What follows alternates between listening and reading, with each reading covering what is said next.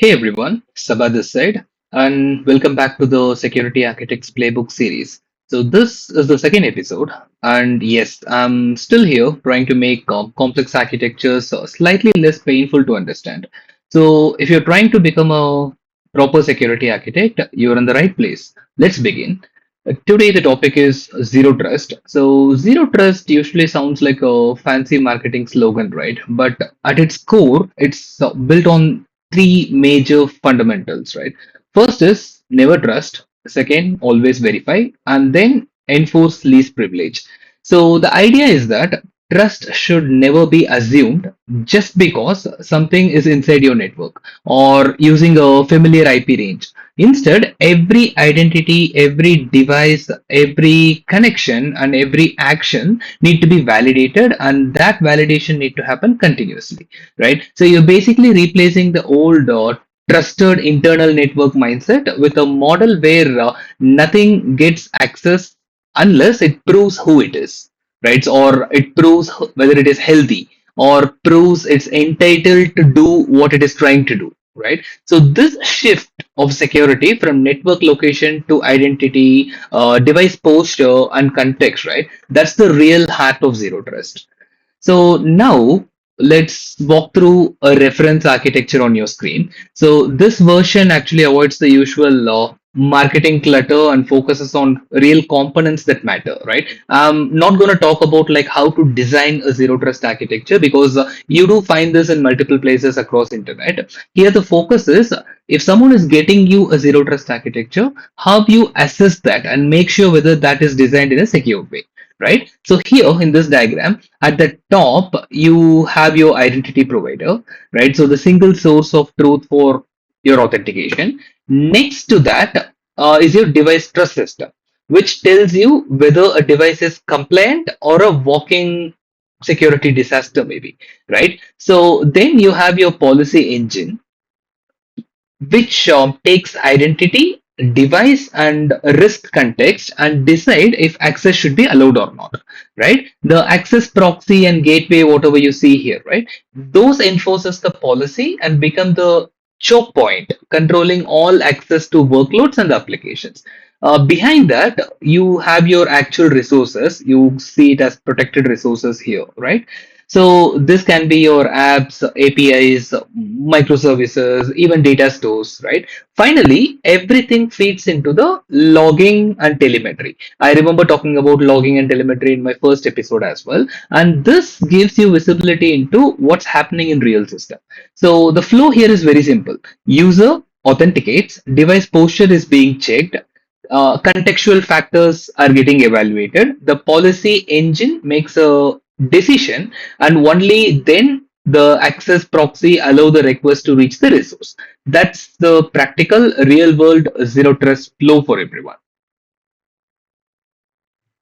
Now, I would like you to better grab a screenshot of this particular architecture or remember this in your mind if you really can. Because as and when we speak about every flow and the points where to assess, right, I want you to visualize this, right? So, moving on, the identity lifecycle, right? So, here what you see is first thing, the authentication happens whenever the user connect to the IDP, right? So then there will be a MFA challenge. If you prove that, if you pass that, then comes the assertion where your token or the claim will be issued to you. Finally comes the evaluation piece of it, where the policy logic will be checked whether you are satisfying that, fulfilling that or not.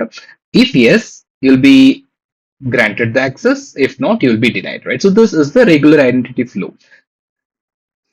As we discussed, identity is the backbone of zero trust. If identity is weak, everything else is going to collapse, right? So, when assessing identity, I want you to start with the authentication strength itself. Check whether MFA is strong enough and whether organization is moving towards a passwordless authentication. And weak MFAs is the biggest gap in most environment what I saw before, right? Next, look into the identity lifecycle management, how accounts are created, modified, and most importantly, how are they deleted, right? Orphaned accounts and unclaimed privileges, right? So these are some common and extremely dangerous stuff what happens in such architectures. Check how well privileged identities are isolated. Admin accounts should not be used for daily work and they should never be exposed to any risky networks also. Then look at the token security, right? First thing, the expiry time, the refresh logic, the replay protections, and how tokens are validated by the applications. Check all this. Many architectures actually fail here because applications blindly accept token without validating signatures or who issues that. So finally, review the SSO integrations. Misconfigured SSO, that becomes basically an open door, right? And red flags include shared accounts, any legacy Active Directory syncs with no monitors. And when I say monitor, yeah, if there is a legacy Active Directory getting synced, which is not monitored at all, right? So you end up getting new identities inside. So verify this and identify system that nobody has touched in years. So check all this when it comes to your identity lifecycle. So the next step, what we spoke about is our device posture trust, right? So where your device will be checked whether it got a proper security posture, whether it is valid, whether it is healthy, and all those things, right? So how to assess this particular layer? Let's talk about that. Zero trust actually depends heavily on the device posture because compromised devices is a compromised identity as well, right? So some questions to guide your assessments. First thing is MDM mandatory. If users can access corporate applications from unmanaged devices, the entire architecture becomes highly risk. So check that. Are OS updates and security patches enforced? A fully authenticated user with an unpatched laptop is still a threat, right? So check that one. And are local admin rights removed? Local admin access creates opportunities for privilege escalation. We all know what is privilege escalation, so check that piece. And the certificates, right? Whether it is properly managed and rotated. Some stale certificates are an overlooked attack vector always. And more importantly, are non-compliant devices actually blocked? Right, so not warned, not notified, but actually blocked. I'm talking about, right? So whether those are getting blocked or not. If a device is not healthy, it doesn't matter who the user is, right? So the traffic becomes completely untrusted. Okay, now let's talk about the network and segmentation side of it. So this layer is where we have to stop pretending our network as a one big happy family, right? So dynamic segmentation means we draw real logical boundaries like user to application, app to database, and all this. So each flow has its own rules, not a blanket rule saying like permit anything, right?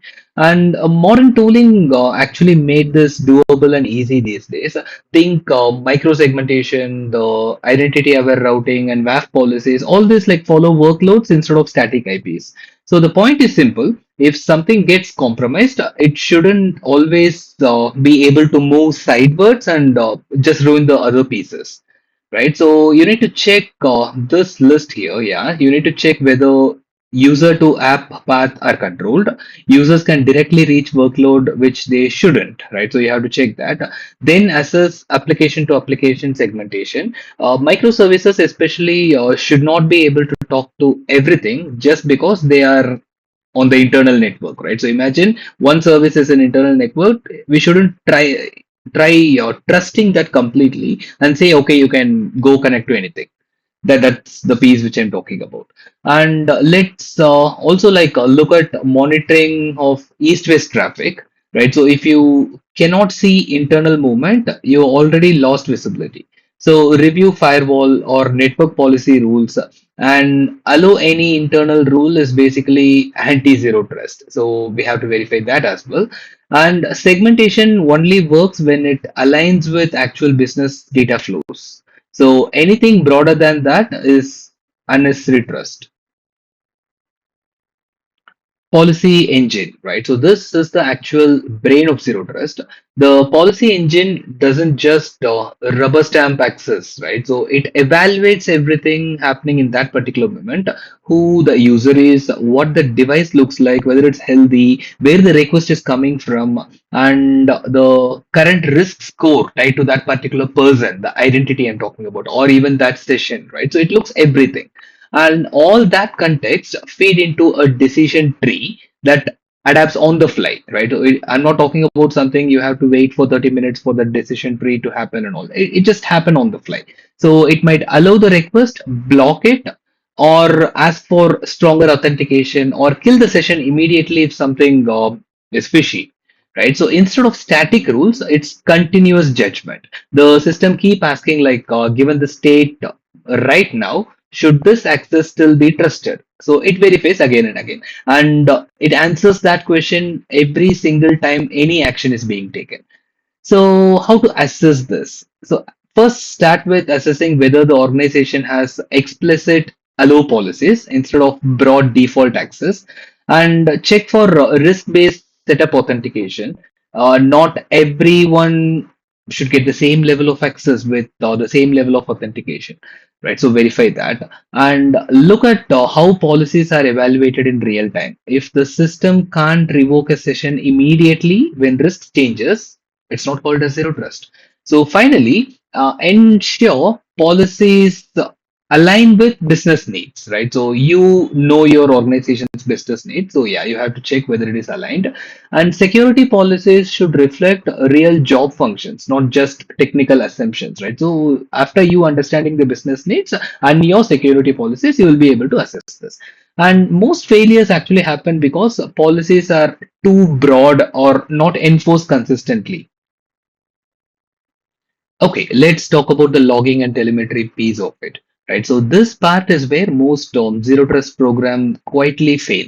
So without proper telemetry, the architecture is basically a sketch, right? So it's just a diagram. So you need end-to-end visibility that ties identity actions, the device posture, and whatever we just spoke about, right? So all these things together in one coherent picture.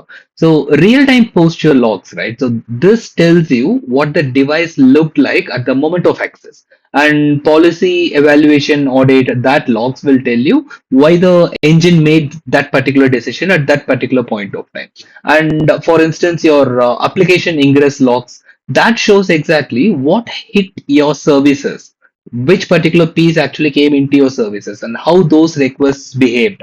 When all these three are stitched together, you will stop guessing, right? Because you have a proof.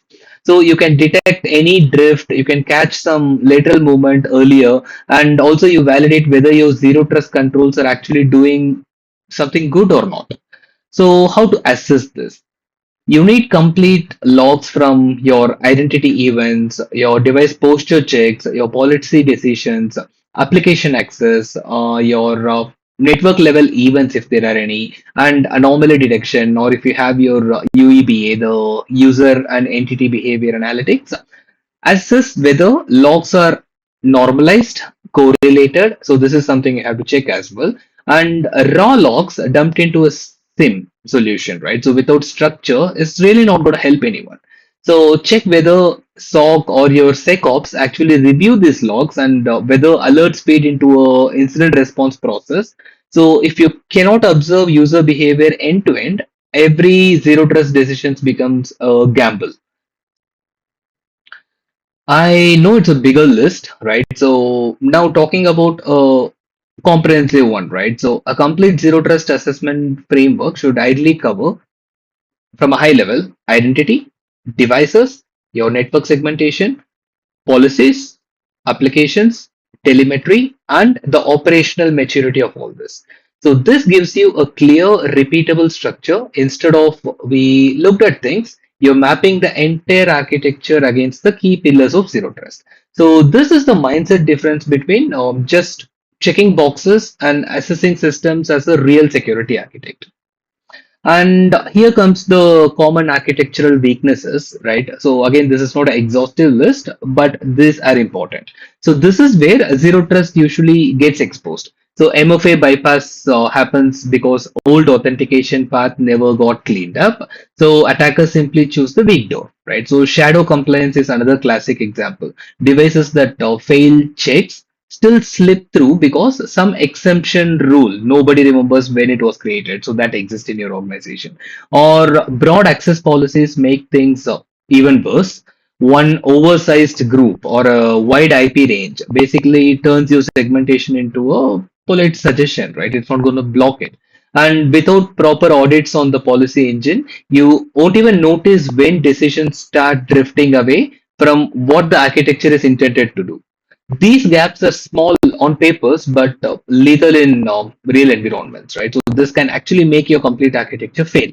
And a security architect's job is to hunt them before an attacker does, and that's what we are trying to learn now. Okay, now talking about some key recommendation from a strategic perspective. When you are assessing a zero trust architecture, start where the whole thing actually lives. Identity and device trust. If those two collapse, nothing downstream matters. So segmentation has to come early in the design phase, not as a patch job after everything is deployed. Otherwise, you spend your life reverse engineering your own network. So let's not do that. Policy logic needs constant validation. So once you create and just leave it, that's not going to work because these decisions evolve as users, applications, and threats. This shift, right? So treat the policy engine like a living system, not a one-time config one.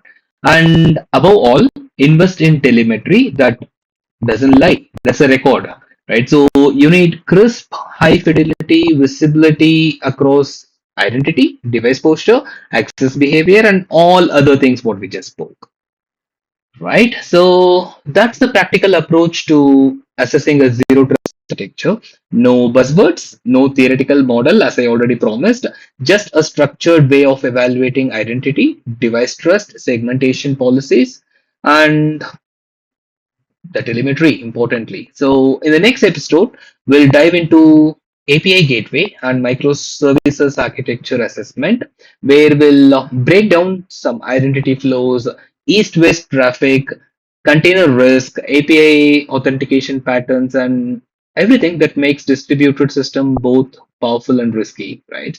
Thanks for watching and see you in the next one.